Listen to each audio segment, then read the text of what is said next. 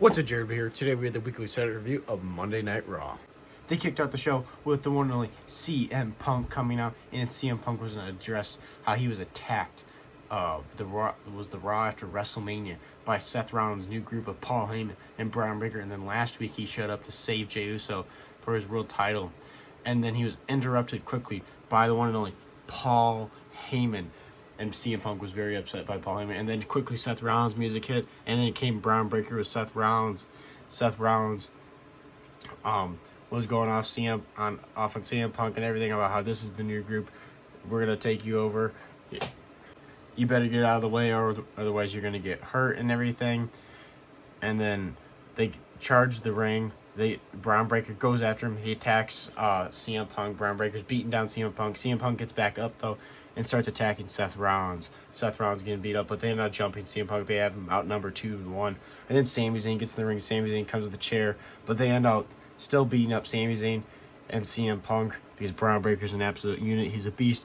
And then Jey Uso, the World Heavyweight Champion, comes out with a chair, and they run off CM Punk. Now they run off Braun Breaker and Seth Rollins and Paul Heyman. They all run.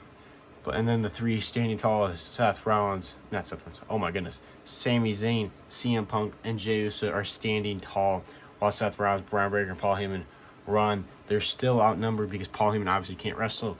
Will there be a third man? Not sure, but they did announce that at Saturday night's main event in 2 weeks, it's going to be CM Punk and Sami Zayn versus Seth Rollins and Braun Breaker because obviously Jey Uso is taking on Logan Paul. Penta went one-on-one with Chad Gable. Chad Gable returning to the ring because we haven't seen him in the ring because he's been sick. It was a pretty good match going one-on-one and everything. Chad Gable was here to defend pretty much El Grande Americano. But mid-match, Chad Gable yelled out that he hates luchadors. Very, very rude of Chad Gable. But Penta ended up picking up the victory, hitting the Mexican Destroyer 1, 2, 3. Penta wins. Penta stands tall once again, making up for Backlash because at Backlash he was screwed over by El Grande Americano. Obviously, this isn't a setup match between Penta and El Grande Americano.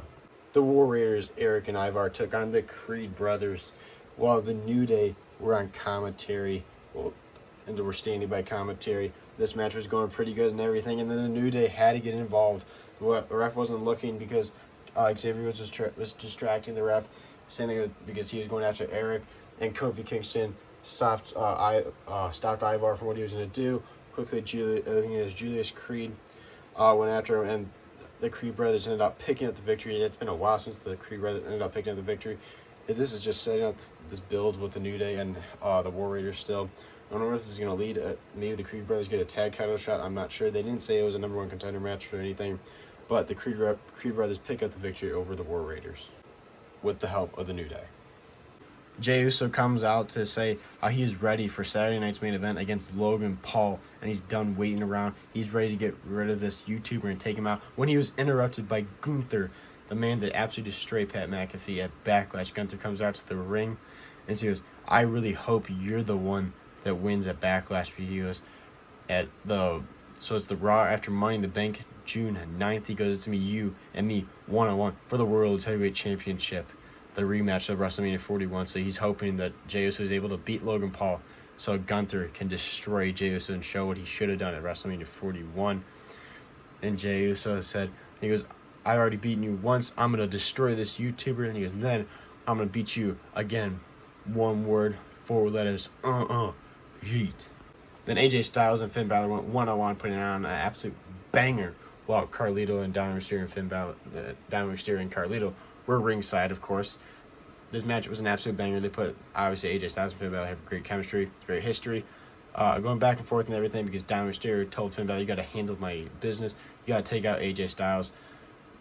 This match was going really good and everything. Obviously, Carlito and Dominic Mysterio tried, and JD McDonough tried getting involved, but Penta actually ended up saving them and took them out. They ended up scrambling. And then AJ Styles hit the phenomenal forearm. Finn Balor because he was distracted by all this, and he picked up the victory. So AJ Styles wins, and it looks like he's still coming after Dominic Mysterio for his Intercontinental Championship. Rusev had another package video backstage talking about how he's going to dominate the roster and everything. I don't know where this is leading because he destroyed Otis. Like, that doesn't really mean anything.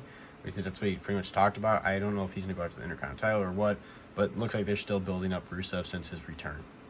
Becky Lynch came out and had a promo about how Lila Valkyria is only so over right now because she beat Becky Lynch, because she got the best of her, and it's not going to happen again and everything. This promo was very warning. The crowd was not into it. They were just trying to take over. Every time she would say something, they'd say, what? Becky Lynch is boring right now, but I don't know where this is going. But Becky Lynch pretty much talked about how Lila Valkyria is over right now because she beat Becky Lynch. Then the main event was Rhea Ripley and Io Sky taking on Julia and Roxanne Perez. This match was quite a long match. It was pretty decent when going back and forth. It looked like Roxanne Perez and Julia had the win, but Rhea Ripley and Io Sky were able to outsmart them. They took out Io Sky, but Rhea Ripley came from behind and riptied Roxanne Perez for the victory. They were standing tall at the end. Io Sky and Rhea Ripley holding the world title, the women's world title up. Io Sky was, and Rhea Ripley was holding on to it together. And then they kind of had a weird exchange at the end when they were both holding it and staring at each other. So it looks like Rhea Ripley is still going to go after that World Heavyweight Championship, the Women's World Heavyweight Championship. But overall, I thought this show was pretty boring. The start of the show was pretty cool, with this build and everything with CM Punk, Sami Zayn, Jey Uso, and then obviously Seth Rollins' new group. AJ Styles and Finn Balor was a banger.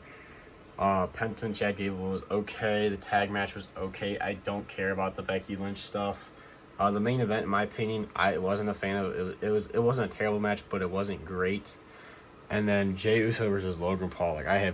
There's no hype for that, in my opinion, at all. I could care less about that match. And Gunther, I hope Gunther beats Jey Uso when he faces him. I'm curious where they're going with Rusev. But overall, I thought the show was slow and meh. So I'm gonna give it a 2.5 out of 5. It really was not that great of a show. But my favorite part of Raw right now is the Seth Rollins, Braun Breaker, and Paul Heyman. I love this group. I feel like Seth Rollins needs to win the world title. Maybe Braun Breaker win the Intercontinental title again or something. I don't know. They need to push this group to the moon. I really like this group a lot. But overall, the show, in my opinion, was pretty mid. 2.5 out of 5. But this is JW. Make sure to like, subscribe, and I'll see you guys in the next one.